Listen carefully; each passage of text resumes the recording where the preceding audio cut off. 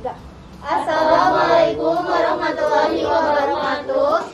Perkenalkan kami dari manajemen kelas C akan memaparkan materi tentang alam dan manusia. Ada juga anggota kelompok dari kami yaitu Rachmatika Ismail, saya Antoni Suwandi, Saya Nur Khairia, dan saya sendiri Talia Nur Mustika Sela. saya Daliana Muharawati, saya Melisa Putri Manda Pratama, saya Dea Rifa Adriana. Dan juga ada satu anggota kelompok kami yaitu Arnisa. Alam sebagai ciptaan Allah. Alam semesta adalah ruang di mana di dalamnya terdapat kehidupan biotik maupun abiotik serta segala macam peristiwa alam yang dapat diungkapkan maupun tidak. Sebenarnya seluruh kejadian di alam semesta sudah terjadi dan kejadiannya mengikuti segala rencana dan konsep yang sudah tertera di dalam Al-Quran. Keterkaitan Islam dan alam semesta. Alam semesta haruslah dipahami sebagai wujud dari keberadaan Allah Subhanahu wa Ta'ala, sebab alam semesta dan seluruh isinya serta hukum-hukumnya tidak ada tanpa keberadaan Allah yang Maha Esa. Penciptaan alam semesta. Penciptaan langit dan bumi dalam 6 masa atau sittati ayamin. Selanjutnya, para mufasir berpendapat dalam menafsirkan ayat ini bahwa yang disebut dengan sittati ayamin ialah ada 6 tahapan atau proses, bukan 6 hari sebagaimana mengartikan kata ayamin. Mengenal alam semesta sebagai ciptaan Allah Subhanahu wa Ta'ala. Alam semesta adalah ruang di mana di dalamnya terdapat kehidupan biotik maupun abiotik. Pertama, karakteristik Islam dan alam semesta. Alam semesta haruslah dipahami sebagai wujud dari keberadaan Allah Subhanahu wa Ta'ala. Kedua, penciptaan alam semesta. Ketiga, pelestarian alam semesta. Dan manusia juga mempunyai tanggung jawab terhadap alam semesta dan seluruhnya. Karena manusia mempunyai kedudukan sederajat dengan alam dan semua makhluk yang ada di dalam alam ini. Hal-hal yang berhubungan dengan kerusakan lingkungan hidup diantaranya adalah penerbangan pohon di hutan secara liar. Kedua, membuang sampah secara sembarangan. Ketiga, polusi udara yang menyebabkan penyebaran penyakit terhadap makhluk hidup. Menurut Islam, manusia berasal dari satu asal, yaitu Adam dan Hawa. Manusia merupakan makhluk Allah Subhanahu wa Ta'ala dengan sebaik-baiknya bentuk. Di sisi lain, manusia juga dibekali oleh ilmu, akal, serta kemauan. Dengan demikian, manusia memiliki kapasitas sebagai khalifah Allah Subhanahu wa Ta'ala di muka bumi ini.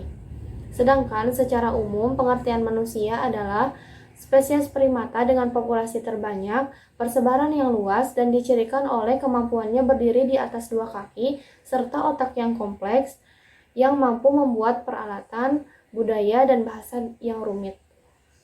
Yang ketiga, proses penciptaan manusia.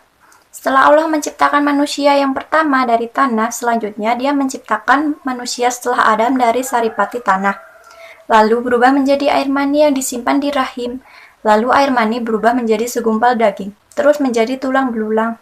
Lalu tulang belulang itu dibungkus dengan daging dan akhirnya Allah menjadikannya sebagai makhluk. Ada tujuan manusia diciptakan menurut Islam. Yang pertama itu, manusia sebagai pengurus bumi atau khalifah. Yang kedua, agar manusia mengetahui kebesaran Allah Subhanahu wa Ta'ala.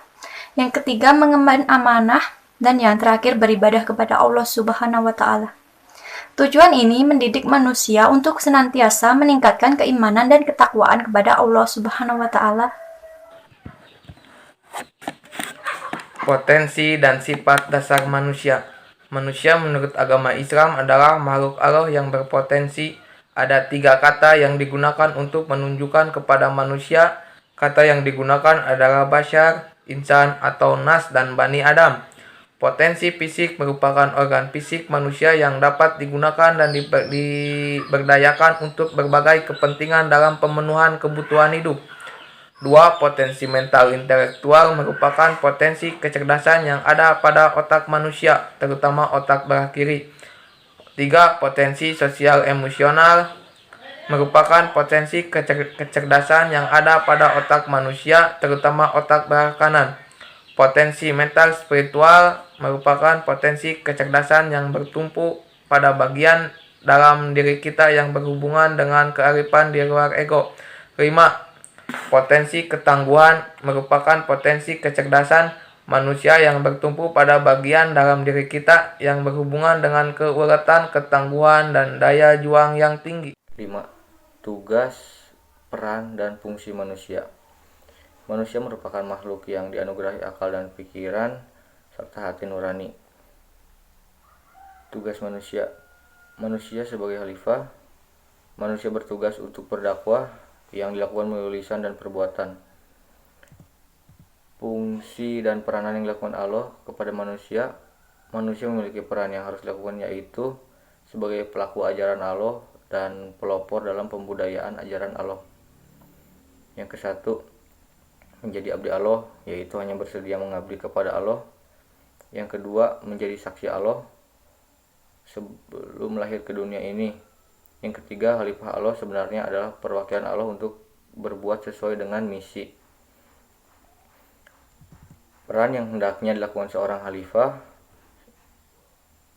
yang telah ditetapkan Allah. Yang ke-1, belajar.